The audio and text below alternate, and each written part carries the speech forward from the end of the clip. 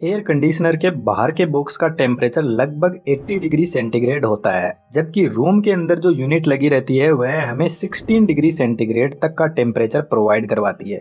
तो इतना ज़्यादा टेम्परेचर वेरिएशन होने के बाद भी एयर कंडीशनर कैसे रूम की कूलिंग करता है? एसी में बाहर की यूनिट को कंडेंसर बोलते हैं। कंडेंसर का बेसिक मीनिंग होता है जो गैस को कूल करके लिक्विड में बदलता है। एसी में मेनली 4 ही यूनिट होती है जो मिलकर कूलिंग का काम करते हैं। सबसे पहले कंप्रेसर का काम शुरू होता है। कंप्रेसर के अंदर एक गैस भरी रहती है जिसका नाम है HCFC और इसी गैस को रेफ्रिजरेंट भी बोलते हैं। जिस तरीके से कार के इंजन में पिस्टन काम करते हैं उसी तरीके से कंप्रेसर रेफ्रिजरेंट को पंप करता है। जब कंप्रेसर रेफ्रिजरेंट को पंप करता है तो इसका प्रेशर इंक्रीज हो जाता है और प्रेशर से इस गैस का टेम्परेचर भी 80 डिग्री सेंटीग्रेड तक पहुंच जाता है। तो इस हाई टेम्परेचर रेफ्रिजरेंट को कूल डाउन करने के लिए यह कंडेंसर यूनिट के पास में जाता है, जिसको हम हीट एक्सचेंजर भी बोलते हैं। कंडेंसर यूनिट के अंदर इस टाइप की कॉपर पाइप लगी रहती है जिनको कोयल बोलते हैं और इन्हीं कोयल से रेफ्रिजरेंट फ्लो करता है। रेफ्रिजरेंट के अंदर की हीट को बाहर निकालने के लिए फैन लगा रहता है जो कॉपर पाइप से रेफ्रिजरेंट की हीट को एब्जॉर्ब करके बाहर की तरफ फेंकता है और इसी वजह से कंडेंसर यूनिट का टेम्परेचर एनवायरनमेंट के टेम्परेचर से लगभग डबल होता है। रेफ्रिजरेंट जब कंडेंसर से बाहर निकलता है तो लिक्विड में बदल जाता है और इसका टेम्परेचर 50 डिग्री सेंटीग्रेड तक डाउन हो जाता है। जब गैस हीट लूज करती है तो इसकी काइनेटिक एनर्जी वीक हो जाती है जिससे यह लिक्विड में कन्वर्ट हो जाती है और इसके विपरीत जब लिक्विड हीट एब्जॉर्ब करता है तो वह इवेपोरेट हो जाता है जिसकी काइनेटिक एनर्जी हाई होती है। कंडेंसर यूनिट से निकला हुआ लिक्विड रेफ्रिजरेंट एक्सपेंशन वॉल के पास में जाता है। एक्सपेंशन वॉल के अंदर पतले पाइप होते हैं तो जब रेफ्रिजरेंट नैरो पाइप से बाहर निकलता है तो वह एक्सपेंड करता है। इस एक्सपेंशन से रेफ्रिजरेंट का प्रेशर ड्रास्टिकली रिड्यूस होता है और जैसे ही प्रेशर रिड्यूस होगा तो टेम्परेचर भी काफी हद तक कम हो जाएगा। जब रेफ्रिजरेंट नैरो एरिया से पास होता है तो लिक्विड रेफ्रिजरेंट वेपराइज हो जाता है, मतलब गैस फॉर्म में आ जाता है।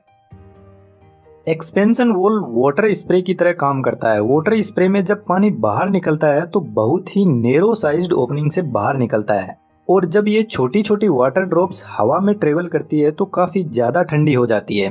तो ठीक इसी तरीके से एक्सपेंशन वॉल काम करता है और रेफ्रिजरेंट को वेपराइज करके हमारे रिक्वायर्ड लेवल तक ठंडा भी करता है।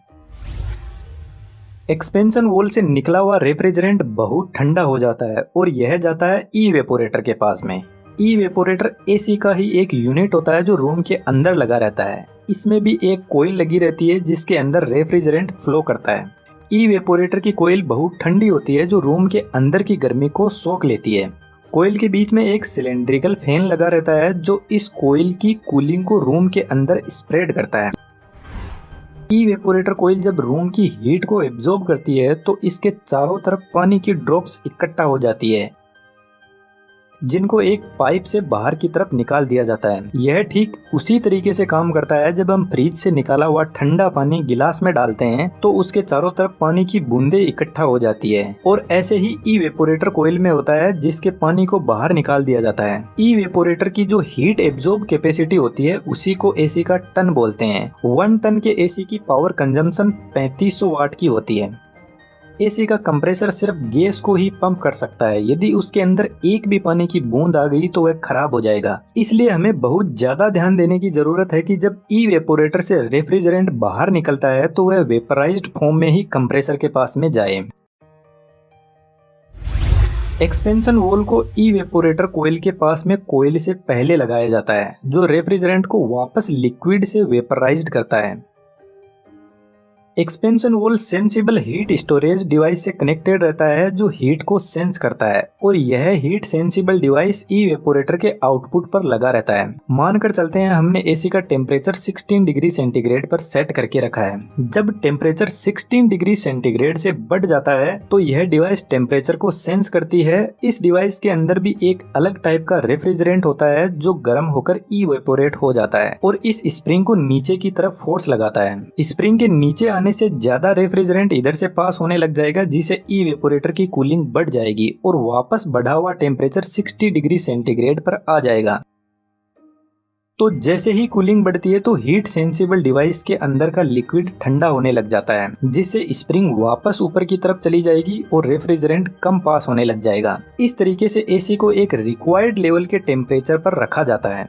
अब आप सोच रहे होंगे कि एक्सपेंशन वॉल ही एसी का टेम्परेचर कम ज्यादा करता है, लेकिन ऐसा नहीं है। एक्सपेंशन वॉल सिर्फ लिक्विड रेफ्रिजरेंट को वेपराइज करता है ताकि कंप्रेसर के अंदर लिक्विड जाने से बचाया जा सके। एसी का टेम्परेचर कंट्रोल कंप्रेसर के पास ही होता है। कंप्रेसर के अंदर capacitor start induction motor use होती है जो रेफ्रिजरेंट को इन कोइल में फ्लो करवाती है। इस टाइप के कंप्रेसर को रिसिप्रोकेटिंग टाइप कंप्रेसर बोलते हैं, लेकिन आज के मॉडर्न टाइम में स्क्रॉल कंप्रेसर काम में लिया जाता है, जिसका दूसरा नाम इन्वर्टर एसी भी है। इस कंप्रेसर के अंदर कुछ इस टाइप से गैस एंटर होती है और ऐसे घूमते घूमते सेंटर पॉइंट से आकर आगे की तरफ पाइप्स में जाती रहती है। यह कंप्रेसर एसी की एफिशिएंसी इंक्रीज करता है और पावर कंजम्पशन को भी रिड्यूस करता है। जब हम एसी के टेम्परेचर को कम ज्यादा करते हैं तो एक्चुअल में कंप्रेसर की मोटर की स्पीड को हम कंट्रोल कर रहे होते हैं। जब हम टेम्परेचर 30 डिग्री सेंटीग्रेड पर सेट करके रखते हैं तो मोटर की स्पीड कम होगी, जिससे कंप्रेसर कम गैस को पंप कर पाएगा, जिसका रिजल्ट लो कूलिंग होता है। इन्वर्टर एसी के कंप्रेसर की स्पीड को कंट्रोल करना आसान होता है, जबकि नॉन इन्वर्टर एसी का कंप्रेसर जब रूम का टेम्परेचर रिक्वायर्ड लेवल पर पहुंच जाता है तो कंप्रेसर बंद हो जाता है, और जैसे ही रूम टेम्परेचर बढ़ता है तो कंप्रेसर वापस फुल पावर के साथ में ऑन हो जाता है। लेकिन इन्वर्टर एसी का कंप्रेसर रिक्वायर्ड लेवल पर पहुंचने के बाद बंद नहीं होता है, बस अपनी पावर को रिड्यूस कर देता है और कंटिन्यूअसली चलता रहता है। इन दोनों ग्राफ में आप देख सकते हो कि यह दोनों कंप्रेसर किस तरीके से काम करते हैं। इस वीडियो में बस इतना ही। यदि आपको वीडियो अच्छा लगा तो आप मुझे सपोर्ट कर सकते हो चैनल को सब्सक्राइब करके। Thank you.